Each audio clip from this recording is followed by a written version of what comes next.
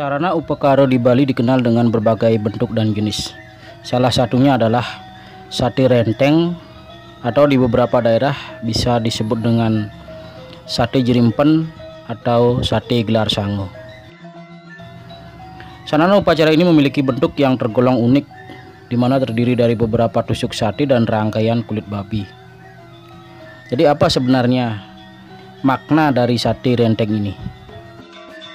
Sebelumnya saya ucapkan terima kasih kepada semeton yang sudah hadir menyimak video-video saya di channel Pasak Giring Tanah Ampo.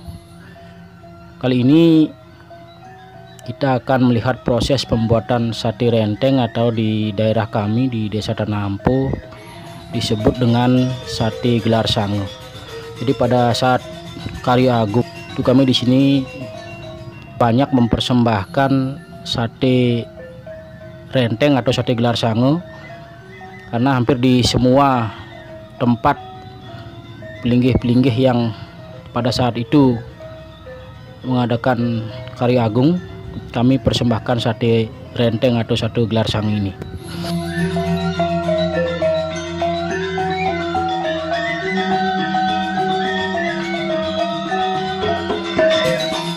Sate renteng jika dilihat dari beberapa lontar agama Hindu, memang belum ada yang membahas secara jelas, sehingga sate renteng dalam upacara Hindu disebut dengan upurenggo atau pelengkap upacara yatnya. Namun wajib ada dalam setiap upacara yang menggunakan banten bebangkit. Sate renteng sangat erat kaitannya dengan banten bebangkit yang menggunakan babi guling sebagai dagingnya atau ulamnya. Hal itu sesuai dengan makna banten bebangkit yang merupakan persembahan kepada Dewi Durga.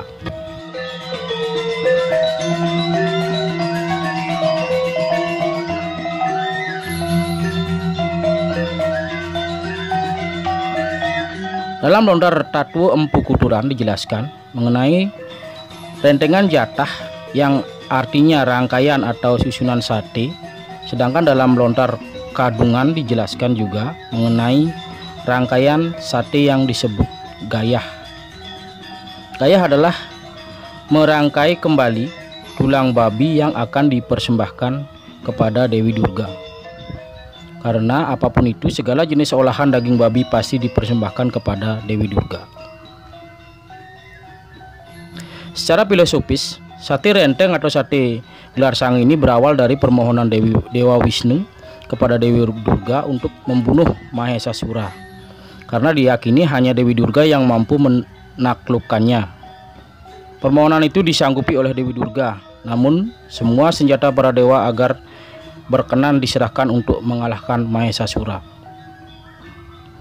Hal ini dibuktikan dengan terdapatnya beberapa sate yang berbentuk 9 senjata atau Dewata Nawa Sango yang ada pada sate renteng atau sate gelar sango tersebut. Sate renteng terdiri dari beberapa jenis, yakni sate renteng pus-pusan yang digunakan atau menggunakan bahan kelapa sebagai alasnya, di mana di dalamnya terdapat 13 buah tusuk sate, namun tidak menggunakan bagia pulukerti. Kedua adalah sate renteng sari. Dalam sate ini terdapat bagia pulukerti, namun tetap berpatokan kepada 13 buah tusuk sate. Ketiga adalah sate renteng utuh. Ini sate renteng yang tergolong tinggi sebab pada alasnya menggunakan kepala babi utuh. Dan yang terakhir adalah sate renteng Durga Dewi, yang paling tinggi atau tertinggi dalam jenis-jenis sate renteng atau sate gelar sango tersebut. Hal yang membedakan adalah penggunaan kepala babi yang disertai dengan cabai merah melambangkan taring Dewi Durga.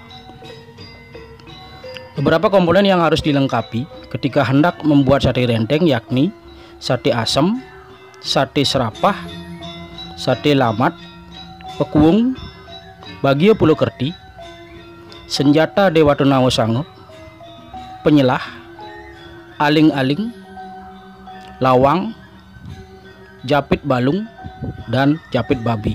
Namun di beberapa daerah tentunya bagian-bagian dari sate renteng ini berbeda namanya, disesuaikan dengan nama-nama daerah tersebut.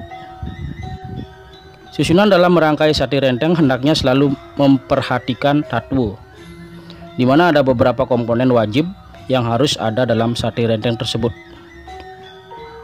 Sate renteng atau sate gelar sange wajib menggunakan kelapa yang merupakan simbol bumi. Jika untuk keperluan estetika atau seni, boleh menggunakan gedebong atau batang pisang. Namun wajib menggunakan sebanyak 3 biji yang melambangkan Tribuana atau 3 alam. Selanjutnya di bagian dasar terdapat rangkaian tulang belulang babi. Inilah yang dinamakan gayah. Selain itu, terdapat cabai merah yang merupakan simbol Banaspati yang berkaitan erat dengan Dewi Durga. Namun secara biologis, cabai memiliki peran penting untuk menghalau lalat agar tidak hinggap pada sate tersebut. Oleh karenanya, cabai merah tersebut diletakkan pada ujung-ujung tusuk sate. Bahan lainnya yaitu kunyit juga terdapat dalam rangkaian sate renteng atau sate gelar sange tersebut, yang merupakan penguat rangkaian sate renteng tersebut agar kulit babi yang dirangkai tidak jatuh. Namun secara biologis dapat menjadi antibiotik pada sate agar tidak cepat membusuk.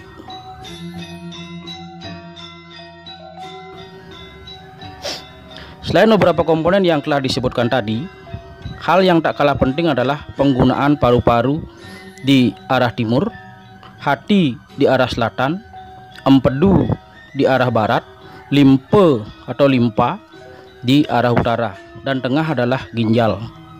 Komponen ini hendaknya harus terdapat dalam rangkaian sate gelar sange atau sate renteng tersebut, karena penggunaan sarana komponen ini merupakan simbol kandepat yang tak lain merupakan ancangan Dewi Durga.